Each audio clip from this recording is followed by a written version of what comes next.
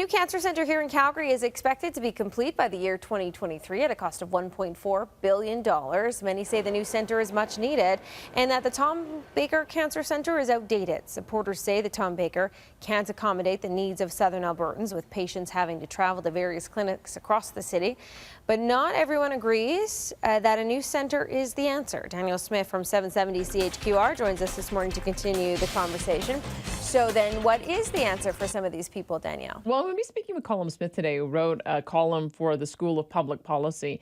And he points out a number of deficiencies in the proposal. And one of the main problems that we have is that we are transitioning to a brand new expensive facility at the same time as there has been dramatic changes in how cancer is treated altogether. So there's sort of two schools of thought around cancer treatment, and they've been the dominant one has been the notion that cancer cells are fast growing, fast replicating cells. So hit them with what you can, surgery, radiation, and chemotherapy to knock them out. The problem is it also harms healthy cells, especially your immune cells. So there's some people who will say that sometimes the treatment feels worse than the disease itself.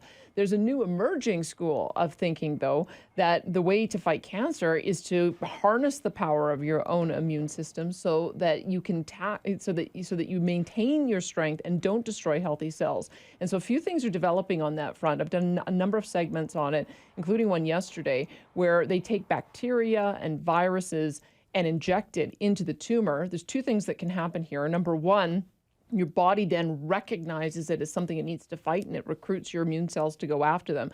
But number two, this really exciting new development coming out of London is that they found that the common flu virus can actually be injected into the bladder, and it can kill the bladder cells itself.